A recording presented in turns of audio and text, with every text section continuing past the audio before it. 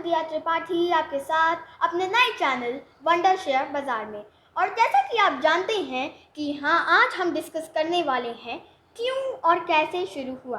तो सर बताइए, एजुकेशन के साथ शेयर बाज़ार में आप कैसे आए? कृपया हमारे व्यूअर्स को पूरी कहानी बताएं। दिया ने जैसा तुमने पूछा कि व्यूअर्स को पूरी कहानी बतानी है, तो ये देखा जाए तो सचमुच में एक कहानी ही है, बट कहानी थोड़ा सा लंबी है और मैं कोशिश करूँगा कि शॉर्ट कहानी सुनाऊँ जो कि हमारे इस टाइम फ्रेम में आ जाए। तो जैसा कि सारी कहानियाँ शुरू होती हैं, और ये मेरे काम की जो कहानी शुरू होती है ये साल 2003 से होती है, और अपने करीब 15 वर्षों से भी ज़्यादा बिजनेस के अनुभव पे मैंने किसी बिजनेस के जो पेन का एनालिसिस किया, तो मुझे ये समझ में आया कि किसी भी बिजनेस के जो पेन होते हैं उस पर मैंने ये देखा कि उसको मैंने एक फार्मूले का नाम दिया है, उसको मैं बोलता हूँ S²RVC। S²RVC जो है किसी भी बिजनेस के पेन होते हैं। तो पहला जो यस है, इसमें पहले यस को मैं स्टॉक ऑफ मटेरियल कहता हूं, जो हम मटेरियल परचेज करते हैं उसके स्टॉक की बात करता हूं। तो इस पे मैंने देखा कि करीब हर बार हमें मटेरियल जो स्टॉक हम रखते हैं वो अपने आप में एक पेन होता है किसी भी बिजनेस के लिए, क्योंकि उसमें कई बार अपडेट हो जाता है मटेरियल, तो नया मटेरियल लाना पड़ता है और पुराना मटेरियल काम का नहीं रह पाता है। कई बार मटेरियल प्रोडक्ट क्वालिटी में इशू हो जाते हैं, कई बार मटेरियल को स्टॉक रखना और टाइम पे सेल ना हो पाने जैसी इशू होती हैं। तो एक ये बहुत बड़ा पेन होता है किसी भी बिजनेस के लिए। दूसरा यस, जो S²RVC का दूसरा सेकंड यस है, उसको मैं बोलता हूँ सैलरी। जो स्टाफ की सैलरी होती है वो भी एक बिजनेस का पेन होता है। कई बार क्या होता है कि हमें इतने रिटर्न्स बिजनेस में नहीं आते हैं जितनी कि हमें सैलरी पे करनी होती है, और जैसे ही एक फिक्स जो तारीख है सैलरी की वो आती है, उस दिन हमें सैलरी पे करनी ही होती है। तो वो भी एक बहुत बड़ा पेन होता है। नेक्स्ट जो होता है इसका आर जो है, आर को मैं रेंट कहता हूं। अगर आपका प्रेमाइसिस रेंटल है, जैसा कि मैंने करीब 15 वर्षों तक रेंटल प्रेमाइसिस ये अलग अलग शहरों में चालू किए हैं, चलाए, तो वो रेंट भी एक बहुत बड़ा दर्द होता है। कहने को किसी बिजनेस में एक रेंट की फिक्स कास्ट होती है कि 1% के बियॉन्ड जो है रेंट नहीं जाना चाहिए, बट प्रैक्टिकल लाइफ में हम देखते हैं तो वो पॉसिबल नहीं हो पाता। कई बार तो किसी किसी बिजनेस के टर्नओवर पे रेंट का जो परसेंटेज है वो इतना ज़्यादा चला जाता है कि लगने लगता है कि वो ब्रांच जो हमारी है वो सिर्फ रेंट की को कमाने के लिए, रेंट को पे करने के लिए ही चल रही होती है। तो ये भी एक बहुत बड़ा पेन होता है बिजनेस को रन करने के लिए। एंड नेक्स्ट होता है वेंडर्स, वी जिसको मैं बोलता हूँ। वेंडर्स में बहुत सारे वेंडर्स जिनको हमको डील करनी पड़ती है। कई बार क्या होता है, कोई वेंडर्स खराब निकल जाता है, उसकी क्वालिटी खराब, प्रोडक्ट की सब मटेरियल जो भी वो वेंडर्स हमें सप्लाई कर रहा है, या कई बार वो वेंडर्स ऑनेस्ट नहीं होता है बिजनेस में, वो हमें टाइम पे डिलीवरी नहीं दे पाता है, तो वो दिक्कत। तो बहुत सारे वेंडर्स को मैनेज करना भी एक बिजनेस का पेन होता है। और लास्ट जो है वो है सी, जिसको मैं कहता हूँ कस्टमर्स। तो अलग अलग बिजनेस के अलग अलग सी होते हैं। जैसे कुछ में कस्टमर्स हमें लाने का पेन होता है, अगर एक बार कस्टमर बन गया तो कई बार मैंने ये देखा कि वो कस्टमर खुद अपने आप में लाइबिलिटी बन जाता है।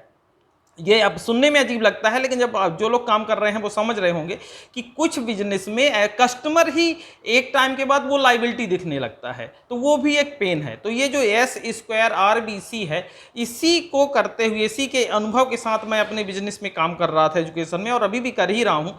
लेकिन फिर भी जब मुझे ये समझ में आया कि ये एक ऐसा, अगर काश कोई ऐसा बिजनेस मिले जिसमें ये पेन ना हो, बिजनेस के ये पेन अगर हमें ना मिले, तो हम क्या कोई ऐसा बिजनेस सर्च कर सकते हैं। ये मैं कई वर्षों से ऐसे बिजनेस की तलाश में था, किंतु जब भी मैं किसी भी बिजनेस में, किसी भी एक्सपो में, कहीं भी किसी भी शहर में अटेंड करता था, कोई भी नॉलेज लेता था, और हर बार मैं उस बिजनेस को भी उसी S²RVC के तराजू से तौलता था, तो मुझे हर बिजनेस में जो बेनिफिट होते थे वो वही पेन नज़र आते थे, बिजनेस के पेन ज़्यादा नज़र आते थे। और फिर मुझे लगने लगता था कि अभी जो मैं प्रेजेंट में बिजनेस कर रहा हूँ वो मेरे उन बिजनेस से तो ऑलरेडी अच्छा है, ऑलरेडी सारा कुछ सेटअप है, मेरी इतनी सारी ब्रांचेज चल रही हैं, कहीं कोई इशू नहीं है, वो पेन वो ठीक है, वो तो हैं ही, सभी बिजनेस में हैं। तो फिर मैं अपने बिजनेस पे ही काम कर रहा था, लेकिन फिर भी दिमाग के किसी कोने में मुझे ये था कि मुझे एक नए बिजनेस की तलाश करनी है। और तभी मुझे कभी एक बार किसी शेयर मार्केट पे एक बिजनेस सेटअप करने के लिए मेल आया, और जब मैंने उस पर एनालिसिस किया, मैंने करीब कम से कम 6 से 7 ब्रोकर्स जो नामी ब्रोकर्स हैं उनके यहाँ विजिट्स किया, उनके यहाँ मिला, मैं उनके वीपी से मिला, और भी बहुत सारे मैनेजर से मिला, जीएम से मिला, अलग अलग कंपनी पे। तो मुझे इस बिजनेस में ये समझ में आया, एक तो ये समझ में आया कि इसमें जो हमारा पहला यस स्टॉक ऑफ मटेरियल है, तो ये देखा जाए हम इसमें जो भी खरीद रहे हैं इस पे हमें कोई ऐसी इशू नहीं है कि जिसके लिए हमें कोई बहुत बड़ा प्रेमाइसिस चाहिए, जिसके लिए कोई हमें एक आदमी रखना पड़े सैलरी पे जो स्टॉक को चेक करे, मेंटेन करे, देखे, वॉच करे कि गिनती तो कम नहीं है, कोई मटेरियल चोरी तो नहीं चला गया है। तो जो इस पहला यस था वो मुझे समझ में आया कि इसमें वो पेन तो नहीं है, हमें मटेरियल लेना जरूर है, स्टॉक हमें लेने हैं, शेयर लेने हैं, बट उन शेयर्स को खराब होने की बारिश में दिक्कत नहीं है, ठीक है। परचेज करने में कभी ऐसा कोई नहीं है कि कोई वेंडर हमें गलत रेट दे दे कोई वो। तो दूसरा जो यस होता था सैलरी, इसमें मुझे ये समझ में आया कि अगर मैं ट्रेडिंग कर रहा हूँ तो मैं चाहे 20 लाख की ट्रेडिंग करूँ या 20 करोड़ की या 2000 करोड़ की करूँ या मैं 1 लाख रुपए की करूँ, कितनी भी ट्रेडिंग करूँ, इसके लिए मुझे किसी स्टाफ को सैलरी पे रखने की जरूरत नहीं है। और ये एक मुझे लगा कि शायद इसमें सैलरी वाला पेन भी उतना नहीं है। अगर मैं जैसे अपनी फ्रेंचाइजी इस पे मैंने ब्रोकरशिप की ली हुई है तो इस पे मुझे लगता है कि बहुत कम, एक मिनिमम स्टाफ ही मुझे जरूरत पड़ रही है रखने के लिए, तो एक वो पेन के रूप में नहीं आ रहा है वो भी। और दूसरा रेंटल, इसमें बहुत बड़े रेंटल प्रेमाइसिस की भी कोई ज़रूरत नहीं पड़ी मुझे, तो मुझे वो भी एक ठीक समझ में आया।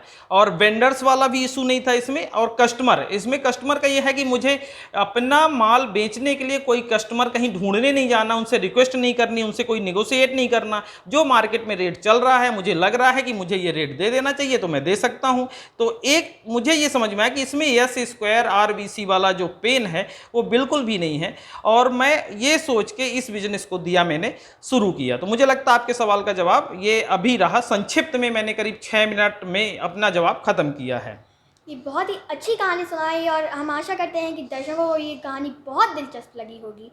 तो इसीलिए हमारे वीडियो को लाइक शेयर ज़रूर करें और बेल आइकन दबाना बिल्कुल ना भूलें, जिससे हमारे इंटरेस्टिंग वीडियो आप तक और पहुंचते रहें। साथ ही दिया मेरा एक और सुझाव है दर्शकों से कि जो भी व्यूअर्स देख रहे हैं, कृपया करके इस तरह के वीडियो को हम और थोड़ा सा मनोरंजक कैसे बनाएं कि जिसमें देखने बोरिंग ना हो ये वीडियो। मैं हम नॉलेज तो देंगे शेयर बाजार का, वो तो इशू है ही नहीं, बट लेकिन थोड़ा सा और हो जिसमें व्यूअरशिप भी हमें समझ में आए और वो इंटरटेनिंग हो। तो आप अपने सजेशन कमेंट बॉक्स में ज़रूर दे सकते हैं। आप सजेशन दें कि वीडियो में हम क्या कर सकते हैं, क्या सुधार कर सकते हैं और क्या क्या संभावनाएं हैं, क्या क्या हम टॉपिक कवर कर सकते हैं शेयर बाजार से रिलेटेड, वो अपने आप विचार भी दे सकते हैं।